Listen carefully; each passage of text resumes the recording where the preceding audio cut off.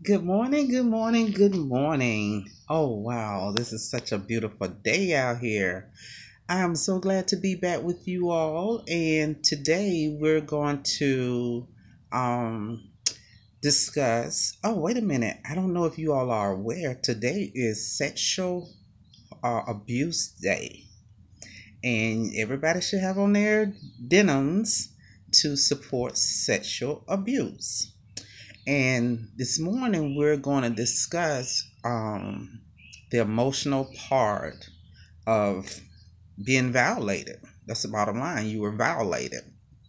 And I could speak so, highly about that because I am a survivor of sexual abuse. And in my part 1 and part 2, um, I did a little recording on my story, a little brief part of my challenges that I had to deal with being sexual abuse. And this morning, we're going to go ahead on and keep it real.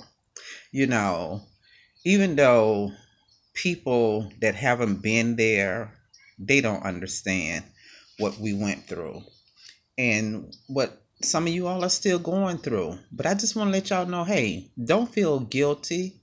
Don't feel like it's your fault because it happened to you. It's not your fault, you know. And I had to understand that. I went through life trying to figure out why me? Why this happened to me? What did I do? Is it because the way I dress? And then I thought about it. I'm like, wait a minute, I'm a 9-year-old child. You know, why in the world am I sitting here trying to feel guilty for something that I wasn't even responsible for something I didn't even ask for, and something I didn't even understand, you know? So what we're going to do is we're going to help you get out of that situation of guilt, feeling guilty about something that didn't happen to you. First of all, we're going to talk about the fools that's out there making it happen. That's destroying women and children lives. Believe it or not, children, girls and boys are being sexual abused. Back in the day, it was a hush thing. Don't talk about it. And now it's a wide open story.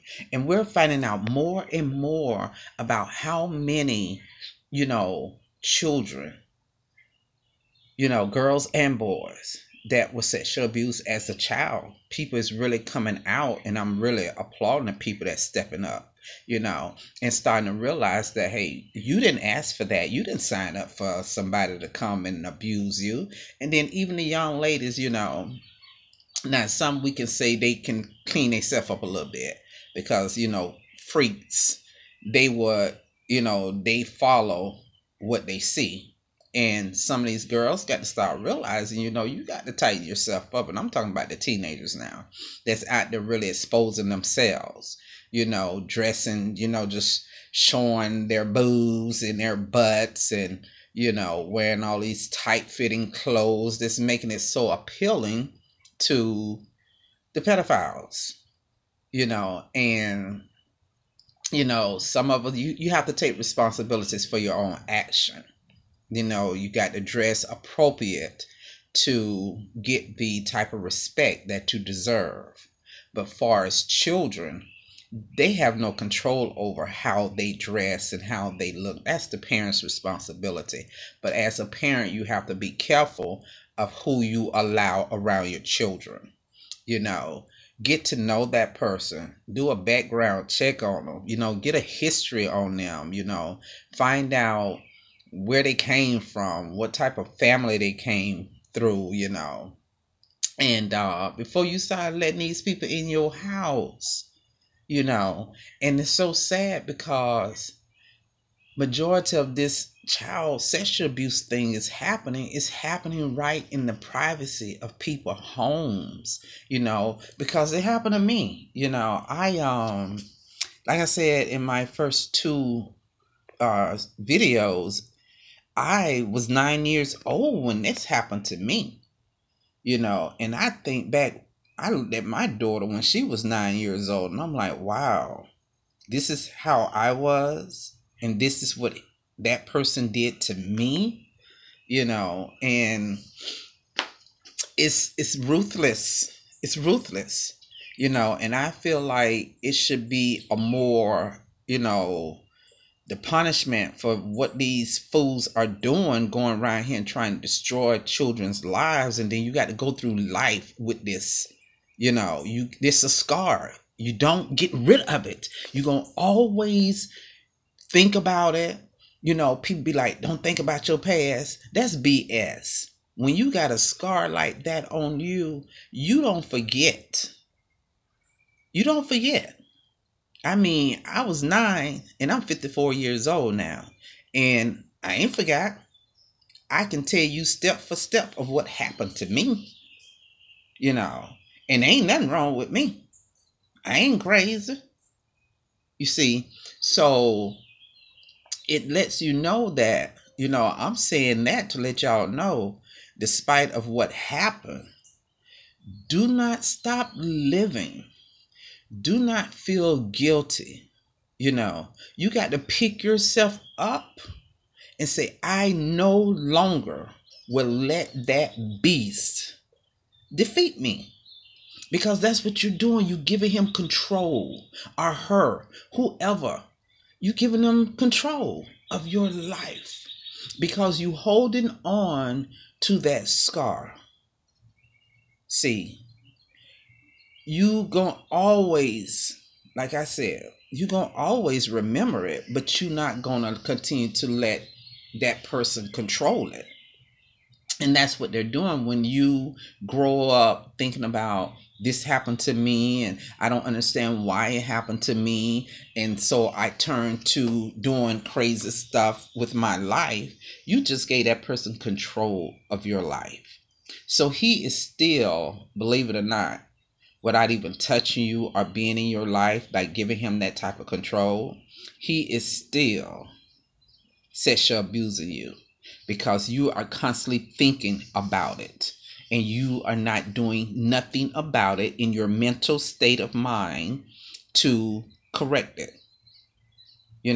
So this is what I did. Let's walk through my story of what I did. Once I got older, I broke away. I was 14 years old and, I started running for my life and doing things that was so rebellious to my mother. It's like, I can't stand you. I used to call my mama the bitch and all this. I hated her because she was like so in denial about what her husband was doing to me. So she didn't want to hear it. But as I got older, I started picking up different things in my life that made me feel special, made me feel that I was beautiful, regardless of what. I started gravitating towards people that I knew that would protect me. And I started living my life. I started having fun. I had 2 best friends that I associated with that got me through, and it's not those young ladies I was talking about in the other videos. I'm talking about, I made new friends and we're still friends to this day. And they helped me through. They showed me, regardless of what happened to you, life is still good. You can have a life. You can have fun, And that's what I started doing. Having fun and enjoying my life and, started getting away from the hatred and started to realize that that person wasn't worth it. He has to deal with that. He has to forever deal with that. And it did come a point in time where he ended up going to prison because he tried other children, which were boys. And he ended up in prison behind it, and he died in prison. But during the process before, his omega, his ending, he suffered. He suffered, And I remember how the people at the prison hospital would call and be talking about your daddy and all these things. I'm like, wait a minute, that's not my father. you know, and I had to come to grips with that.